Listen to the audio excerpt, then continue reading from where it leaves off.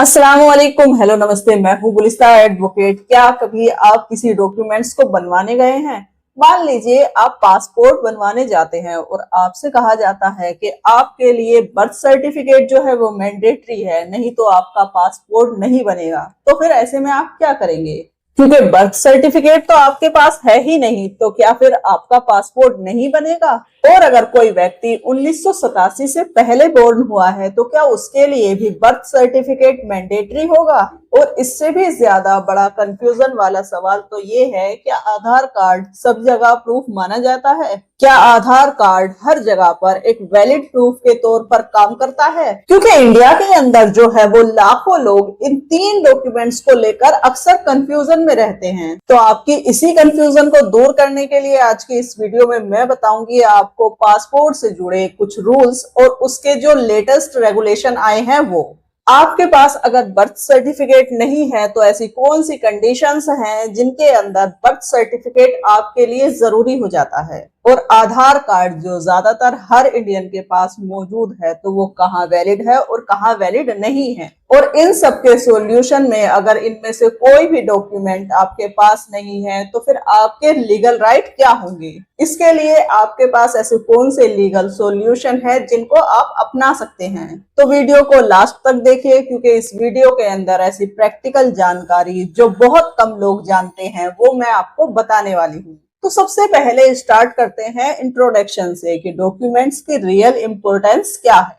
क्योंकि देखिए, अगर आज के टाइम पर किसी इंडियन व्यक्ति के पास तीन डॉक्यूमेंट मौजूद है, जिसमें है आपका बर्थ सर्टिफिकेट, आपका आधार कार्ड और तीसरा है पासपोर्ट, तो अगर आपके पास ये तीनों ही डॉक्यूमेंट्स मौजूद है तो आपकी आइडेंटिटी जो है वो प्रैक्टिकली हर जगह प्रूवन हो जाती है। लेकिन प्रॉब्लम तो ये है कि इंडिया के अंदर ऐसे बहुत सारे लोग हैं जिनके पास बर्थ सर्टिफिकेट है ही नहीं, या फिर अगर उनके पास है तो उनके किसी ना किसी डॉक्यूमेंट्स के अंदर नाम की स्पेलिंग में मिसमैच है या डेट ऑफ बर्थ में मिसमैचिंग है। तो फिर ऐसी सिचुएशन के अंदर जब वो लोग पासपोर्ट बनवाने के लिए जाते हैं तो फिर उन्हें बहुत सारी परेशानियों का सामना करना पड़ता है, क्योंकि प्रॉब्लम जो है वो यहीं से शुरू हो जाती है। तो चलिए इसीलिए हम सबसे पहले समझते हैं पासपोर्ट रूल्स को। तो देखिए, पासपोर्ट जो है वो इंडिया के अंदर सबसे ज्यादा प्रैक्टिकल पावरफुल लीगल डॉक्यूमेंट्स माना जाता है, क्योंकि पासपोर्ट के द्वारा आपकी आइडेंटिटी प्रूव हो जाती है और इसके द्वारा ही आपका जो रेजिडेंस है उसका भी वेरिफिकेशन हो जाता है, तो वो भी प्रूव हो जाता है। लेकिन पासपोर्ट बनवाने के लिए जो है वो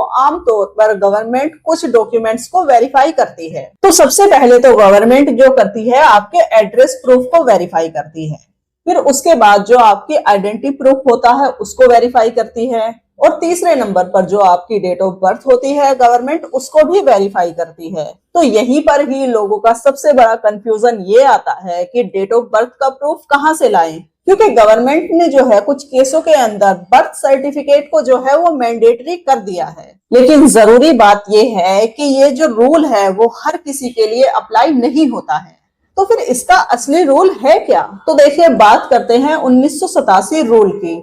बर्थ सर्टिफिकेट आपके लिए कब मैंडेटरी हो जाता है? क्योंकि इंडिया के अंदर बर्थ रजिस्ट्रेशन एक्ट के अनुसार एक बहुत ही इंपॉर्टेंट डेट है, वो है 1 जुलाई 1987। तो अगर कोई व्यक्ति 1 जुलाई 1987 के बाद इंडिया के अंदर बोर्न हुआ है तो उनसे ये एक्सपेक्ट किया जाता है कि उनके पास जो है वो बर्थ सर्टिफिकेट होगा, और उनके लिए जो बर्थ सर्टिफिकेट है वो मैंडेटरी कर दिया गया है और इसके बाद ही बर्थ सर्टिफिकेट को कंपलसरी माना जाता है। लेकिन अगर कोई व्यक्ति 1 जुलाई 1987 से पहले इंडिया के अंदर बोर्न हुआ था तो जो है उस वक्त जो बर्थ रजिस्ट्रेशन का जो सिस्टम है वो इतना स्ट्रिक्ट नहीं था, तो इसीलिए ही जो है वो लोगों के जो अल्टरनेटिव डॉक्यूमेंट्स होते हैं उनको एक्सेप्ट किया जाता है। जैसे अल्टरनेटिव डॉक्यूमेंट्स के अंदर आप स्कूल सर्टिफिकेट लगा सकते हैं, पैन कार्ड लगा सकते हैं, अपना आधार कार्ड लगा सकते हैं और आप अपनी वोटर आईडी भी लगा सकते हैं। लेकिन हर पर्सन की सिचुएशन क्योंकि अलग अलग होती है तो इसी हिसाब से हर किसी के लिए हर केस के अंदर सिचुएशन थोड़ी बदल जाती है। क्योंकि देखिए, यहाँ पर आप मान लीजिए अगर किसी का बर्थ जो है 1985 के अंदर हुआ है और उसके पास बर्थ सर्टिफिकेट नहीं है, लेकिन इसके अलावा उस व्यक्ति के पास आधार कार्ड है, उस व्यक्ति के पास पैन कार्ड भी है और इसी के साथ उस व्यक्ति के पास जो है वो स्कूल का सर्टिफिकेट, स्कूल लिविंग सर्टिफिकेट या 10th की मार्कशीट वगैरह भी है। तो पासपोर्ट ऑफिस जो है वो इन डॉक्यूमेंट्स को देखकर आपकी डेट ऑफ बर्थ को वेरीफाई कर सकता है। तो इसीलिए ही ये कहना कि अगर आपके पास बर्थ सर्टिफिकेट नहीं है तो आपका पासपोर्ट नहीं बनेगा, ये पूरी तरीके से सही नहीं है। लेकिन यहाँ पर आता है एक इम्पोर्टेंट ट्विस्ट, जो है आधार कार्ड रूल, क्योंकि अक्सर लोग जो है वो यहीं पर सबसे ज्यादा कंफ्यूज होते हैं। ये एक सबसे बड़ा कंफ्यूजन है क्योंकि इंडिया के अंदर जो हर व्यक्ति के पास वो ज्यादातर आधार कार्ड मौजूद है ही है, और इसी वजह से कई लोग ये सोचते हैं कि आधार कार्ड जो है वो ही आपकी हर सिचुएशन के अंदर फाइनल प्रूफ का काम कर देगा। लेकिन ऐसा नहीं है, क्योंकि आधार कार्ड जो है वो मेनली यूज होता है आपके एड्रेस को वेरीफाई करने के लिए, आपके एड्रेस प्रूफ के बतौर। क्योंकि ऐसी कई सारी सिचुएशंस हैं जिसके अंदर Aadhaar card as a date of birth के प्रूफ में नहीं माना जाता है। तो इसीलिए ही अगर आपके डॉक्यूमेंट्स के अंदर डेट ऑफ बर्थ की मिसमैचिंग है तो सिर्फ आधार भर दिखाने से आपकी प्रॉब्लम का सोल्यूशन नहीं होगा। तो अब बात करते हैं डॉक्यूमेंट्स मिसमैचिंग की, जो सबसे बड़ी लीगल प्रॉब्लम है। क्योंकि बहुत सारे लोगों के डॉक्यूमेंट्स के अंदर ये कॉमन प्रॉब्लम होती है कि उनके जो डॉक्यूमेंट्स होते हैं वो सारे अलग अलग होते हैं। उनके पास जो आधार कार्ड है उसके अंदर जो डेट ऑफ बर्थ लिखी हुई है वो अलग है, और अगर उनके पास पैन कार्ड है तो उसके अंदर दूसरी डेट ऑफ बर्थ लिखी हुई है। इसके अलावा उनके पास कोई और डॉक्यूमेंट्स है जैसे स्कूल का सर्टिफिकेट या फिर आपकी वोटर आईडी, तो उसमें भी कोई अलग ही डेट ऑफ बर्थ लिखी हुई है। तो ऐसे केसेस के अंदर जो है वो पासपोर्ट ऑफिस ज्यादातर कंफ्यूजन में पड़ जाता है कि आपकी सही डेट ऑफ बर्थ क्या है, और इसी के चलते आपका जो वेरिफिकेशन प्रोसीजर है वो थोड़ा लंबा हो जाता है। तो इन्हीं परेशानियों से बचने के लिए हमें कोशिश ये करनी चाहिए कि हमारे पास जो भी डॉक्यूमेंट्स हैं उनके अंदर हमारे नाम की, फादर नेम की सभी एक जैसी स्पेलिंग्स होनी चाहिए। जो हमारे डेट ऑफ बर्थ है वो भी सेम सभी के ऊपर होनी चाहिए। अब बात करते हैं, अगर आपके पास बर्थ सर्टिफिकेट नहीं है तो फिर आप क्या करेंगे। तो देखिए, क्योंकि ये सबसे ज्यादा प्रैक्टिकल क्वेश्चन है जो हर किसी के द्वारा पूछा जाता है कि अगर आपके पास बर्थ सर्टिफिकेट नहीं है तो ऐसी सिचुएशन के अंदर आपको क्या करना है। तो देखिए, इसके लिए इंडिया के अंदर एक लीगल प्रोसीजर भी मौजूद है। क्योंकि अगर आपका बर्थ रजिस्टर नहीं हुआ है तो फिर आप लेट रजिस्ट्रेशन के लिए अप्लाई कर सकते हैं। इसके लिए जर्नली जो है वो लोकल म्युनिसिपल अथॉरिटीज और इसी के साथ ग्राम पंचायत जैसी अथॉरिटीज काम करती हैं। इनके थ्रू ही ये प्रोसीजर किया जाता है, और इसके लिए कभी कभी आपसे कुछ एक्स्ट्रा डॉक्यूमेंट्स की डिमांड की जाती है, कभी कभी एफिडेविट्स भी लिए जाते हैं।